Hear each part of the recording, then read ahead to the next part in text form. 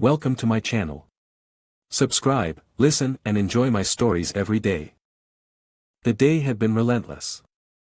Between the punishing reps at the gym and the endless meetings at work, I was ready to collapse onto the couch and lose myself in the tranquility of home.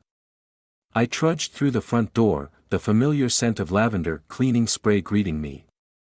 It was supposed to be a quiet evening. But then I saw it. A jacket draped over the back of the dining room chair. My first thought was that it belonged to one of our friends. Sarah and I had hosted a lot of gatherings recently, and it wasn't unusual for items to get left behind. But as I looked closer, it became apparent this jacket wasn't mine. It was sleek and black, with a sharp, almost designer cut. Definitely not something Sarah would wear. Curiosity gnawed at me. I reached for the jacket, running my fingers over the fabric. It felt too smooth, too refined. I examined the inside pockets, hoping to find a clue about its owner.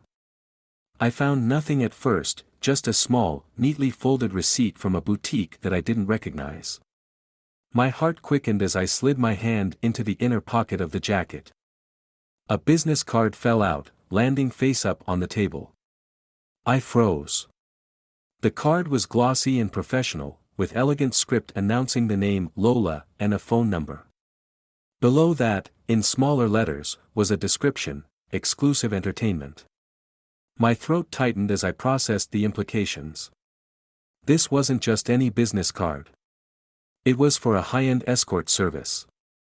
I felt a cold wave of realization crash over me. My stomach churned as the pieces fell into place. Sarah, my wife of 5 years, was having an affair. The jacket, the card, it all made sense now. I felt betrayed, a raw, searing pain that made my hands tremble. I needed answers, but I couldn't confront her just yet. Not until I had proof. I needed a plan. I took the card and tucked it into my pocket, a grim resolve setting in. I walked through the house, my mind racing as I searched for more clues. Sarah's car was parked in the driveway, which meant she wasn't home yet. I checked her closet, my stomach sinking further as I saw it was organized as always. Nothing out of place, no additional evidence. It was as if she was trying to hide something that was right in front of me. The front door creaked open, and I heard Sarah's voice as she entered. "Hey, love, I'm home," she called out. I forced a smile and walked into the hallway. She was radiant as always, her face lighting up when she saw me. "Oh, you're home early." "Yeah, just wanted to get some downtime," I said, trying to keep my tone neutral. "How was your day?" She seemed oblivious to the storm brewing inside me. "Busy, but productive. I met with a few clients." I nodded, biting back the questions that burned on my tongue. Instead, I offered a half-hearted smile and suggested we order takeout. She agreed, and we spent the evening in uneasy silence. Later, as she went to bed, I slipped the business card into a small, hidden drawer in my study. I had to keep it safe, keep it out of sight until I had the whole picture. The thought of revenge flickered in my mind, a dark, vengeful impulse. I needed to gather my strength, to plan meticulously. As I lay in bed, staring at the ceiling, my thoughts were consumed by a single question: how would I make her pay for this betrayal? I knew one thing for sure: she wouldn't get away with it. Sleep eluded me, and as the hours ticked by, I began to devise a plan. I would expose her, ruin her life as she had mine. But first, I needed to be careful. Every step had to be precise, every move calculated. This was only the beginning. The next morning, I woke with a new sense of purpose. I had a path laid out before me, and though it was dark and twisted, it was mine to follow. The business card, a small but powerful symbol of her betrayal, would be the key to unraveling her world. The morning light filters through the curtains, casting faint lines across the bedroom floor. I sit on the edge of the bed, replaying last night's events in my mind. Sarah's light snores serve as a cruel reminder of her betrayal. My fingers brush the business card hidden in my study drawer, and I'm filled with a cold determination. I decide to take action. I slip out of bed quietly, careful not to wake Sarah, and head to my study. My laptop sits on the desk, waiting. I open it and start researching Lola, the name on the business card. A quick search yields a few hits, a website with flashy photos and enticing descriptions. It's clear this isn't an ordinary escort service, it's high-end, exclusive. My phone buzzes with a text from Sarah. Good morning. Hope you slept well. I'm heading out for brunch with some friends. See you later. I hesitate for a moment, then type back, sounds good. Enjoy. The text is polite, but my mind is far from relaxed. I need to act quickly. With Sarah out of the house, I can work uninterrupted. I dig deeper into Lola's background, using various online tools to trace any possible links to Sarah. I find an address for Lola, but it's a P.O. box. I make a mental note to visit it later, but first, I need to gather more concrete evidence. I need a strategy. The next few hours are spent planning. I devise a meticulous scheme to gather information without raising suspicion. I'll follow Sarah discreetly, track her movements, and gather any additional evidence of her infidelity. My anger morphs into a chilling resolve. When Sarah finally leaves, I grab my coat and keys and head out. I follow her from a distance, maintaining a careful distance to avoid detection. She drives to a trendy part of town, parking outside a chic cafe. I park a few blocks away and watch as she meets a group of friends. I snap a few discreet photos, noting the time and location. My heart races as I consider how this will all play out. I need to be careful not to slip up, to ensure that every step is flawless. As Sarah and her friends chat and laugh, I scan the surroundings, looking for any signs of Lola or other clues. Nothing seems out of place. I take another round of photos and then retreat to my car, feeling the weight of the evidence in my pocket. Once back home, I review the photos. Nothing directly implicates Sarah beyond her choice of company, but it's enough to make a strong case. I prepare to confront her, knowing this will be the turning point. The plan is to catch her in the act, to force her to admit the truth. Later that evening, as Sarah returns, I put on a facade of casual curiosity. How was brunch? I ask, trying to sound nonchalant. It was great, she replies, hanging up her coat. We talked about the latest trends and shared some laughs. I needed that. I nod, masking my irritation. I've been working on a project today. I'm thinking of updating the home office. What do you think? She seems intrigued. That sounds exciting. What's the plan? I explain a vague idea about redoing the office space, hoping to keep her occupied and away from suspicion. She seems content with the distraction, and I use this opportunity to head to my study. I pull out the photos and the business card, laying them out on the desk. My phone buzzes again. It's a message from Sarah. I've made plans for us this weekend. Thought we could use a break. How does that sound? I'm taken aback. It's almost as if she's trying to smooth things over. I reply with a polite, sounds good. Looking forward to it. As night falls, I continue to strategize. The business card, the photos, and my observations are all pieces of a puzzle I'm determined to complete. I can't afford to make mistakes. The plan is to confront Sarah with undeniable proof, to lay bare her betrayal and then decide on the next steps. I make a mental checklist of what needs to be done. I'll visit Lola's P.O. box tomorrow, see if I can uncover more details about her interactions with Sarah. This will be the final piece of the puzzle, the key to revealing the full extent of the affair. The days ahead will be crucial. The confrontation will come soon, and with it, the fallout. My resolve hardens as I prepare for the inevitable clash. Betrayal has been uncovered, and now, it's time for retribution. The morning sun filters through the blinds, casting a thin, slanted light across my desk. I'm up before Sarah, a mix of adrenaline and anticipation fueling me. Today is the day I put my plan into action. I've decided to visit the P.O. box address associated with Lola, hoping to gather more evidence and confirm the extent of Sarah's betrayal.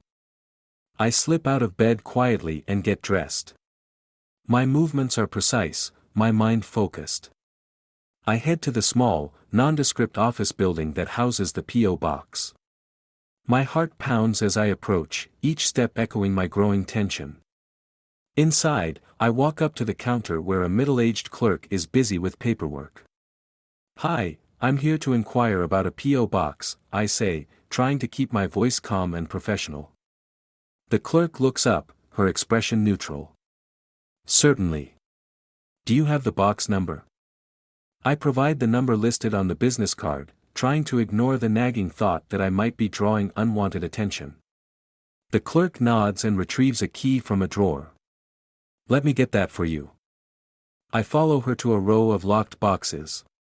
She unlocks the one in question and hands me a small key. "Here you go. Just remember, you're responsible for anything you find in there."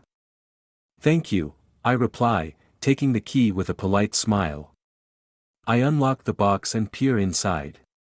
To my disappointment, it's empty except for a few old letters and a small brochure for a local spa. I quickly scan the contents, but nothing directly links Sarah to Lola. Frustrated, I take the brochure and the letters, deciding to leave no stone unturned. As I leave the building, my phone buzzes with a text from Sarah. "I'll be home early today. Can't wait to catch up." My pulse quickens. This changes things. I need to act fast. I head back to the house, my mind racing with thoughts of how to use this new information. I don't have definitive proof yet, but the brochure might provide additional leads. When I arrive home, Sarah is already there, her car parked in the driveway. I take a deep breath and prepare for the confrontation. I find her in the kitchen, preparing a pot of coffee. "Hey," I say, trying to keep my voice steady. "Oh, hey. You're back early," she replies, looking up with a bright smile. "I thought we could spend some time together before dinner." I nod, trying to mask my anxiety. "Sure. Can we talk for a moment? I found something today, and I think we need to discuss it." Sarah's smile falters slightly, but she agrees. We sit at the dining table, and I pull out the brochure and the letters from the P.O. box. I place them on the table between us. "What's this?" she asks, her voice laced with curiosity and a hint of concern. "I visited the P.O. box associated with Lola," I say, trying to keep my tone measured. "I found these items. I'm curious about your connection to this place." Her eyes widen as she scans the contents. "What are you talking about? Why would I be connected to this?" I lean forward, meeting her gaze. "Sarah, I know about the affair. The business card, the photos, they all point to Lola. I need you to be honest with me. What's going on?" Her face pales, and for a moment, she's silent. I can see the struggle in her eyes, the battle between guilt and denial. Finally, she speaks, her voice barely above a whisper. "Okay, I admit it," she says, her hands trembling. "I was seeing Lola. But it wasn't what you think. It was a mistake, a moment of weakness. I never meant for it to go this far." I feel a surge of anger and betrayal. "A mistake? Sarah, you were with her. You were unfaithful. You didn't just make a mistake, you broke our vows." Tears well up in her eyes as she reaches out for my hand. "Please, don't do this. I'm so sorry. It meant nothing. I was just trying to find something I felt I was missing." I pull my hand away, feeling a mix of anger and pity. "I need time to process this. I think it's best if we take some space. I'll figure out what to do next." Sarah's sobs echo in the quiet house as I walk out of the kitchen. I head to my study, where I sit down and review the photos and the brochure again. The anger that fueled me has shifted to a cold, calculating resolve. I need to make sure this betrayal doesn't go unanswered. As evening approaches, I start drafting a detailed plan to expose Sarah's infidelity to her family and friends. I'll use the evidence I've gathered to ensure that everyone knows the truth. This isn't just about revenge, it's about reclaiming my dignity and ensuring that Sarah faces the consequences of her actions. The confrontation has only just begun, and the path to retribution is clear. I prepare myself for the steps ahead, knowing that each action will bring me closer to the resolution I seek. The days have dragged on in a haze of meticulous planning and simmering anger. I have crafted a comprehensive strategy to expose Sarah and her deceit to the world. My resolve is unyielding. I'm ready to take the final steps to make her pay for the betrayal she has inflicted upon me.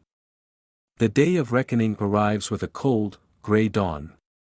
Sarah is out running errands, which provides me with the perfect opportunity to put my plan into action. I've arranged for a private gathering of our close friends and family under the guise of a casual get-together.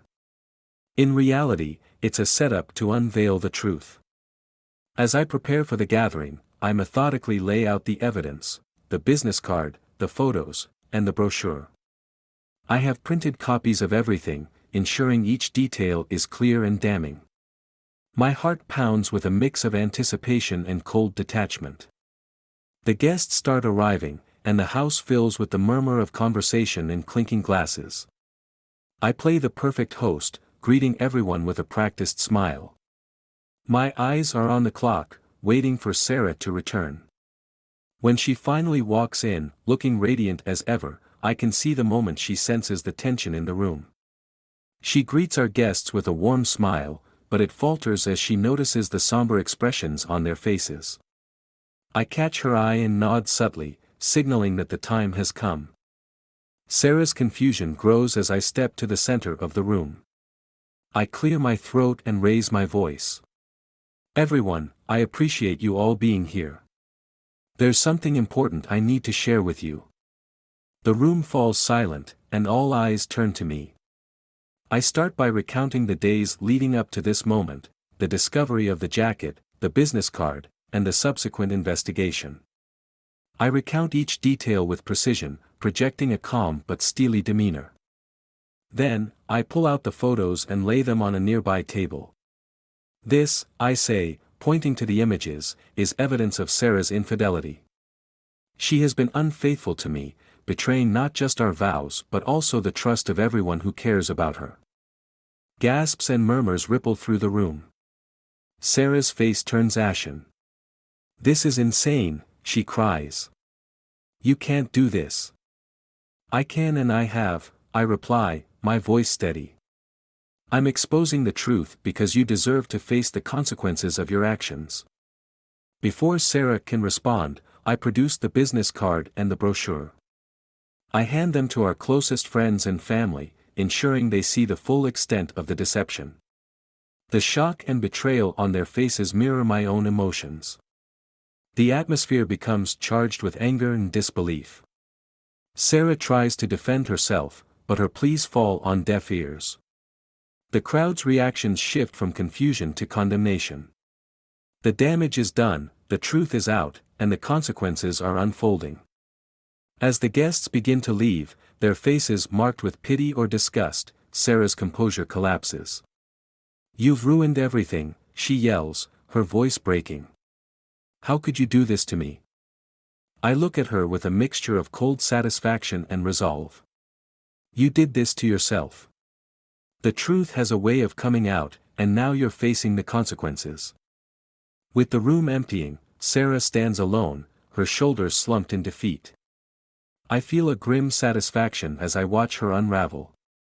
The house, once a place of shared dreams, now feels like a battleground where betrayal has claimed its victory. The final act of retribution is both deliberate and ruthless. I've already made arrangements to divide our assets in a way that maximizes her loss and minimizes any benefit she might receive. I've consulted with a lawyer to ensure that every legal avenue for her benefit is closed off. The end result is a settlement that leaves her financially drained and emotionally shattered. As Sarah gathers her remaining belongings, she casts one last, forlorn look at the house.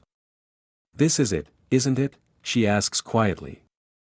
"Yes," I reply, my voice resolute. "It's over. You wanted to betray me, and now we're both left with the consequences of that choice." She nods, tears streaming down her face. "I never meant for things to end like this." "Neither did I say, though my voice holds no sympathy. But you made your choices, and I made mine." With that, Sarah leaves, and the door closes behind her with a finality that echoes through the empty house. The silence that follows is both a relief and a reminder of the deep wounds inflicted. In the quiet aftermath, I sit alone, surrounded by the remnants of a life that has irrevocably changed. The house is empty, but the weight of the betrayal and retribution lingers. I've achieved my goal, but the cost has been high. The finality of it all is a stark reminder of the devastation that betrayal can bring. The chapters of this story have closed, but the echoes of the past will remain. I've exacted my revenge, but the price of such actions is a loneliness that I must now confront.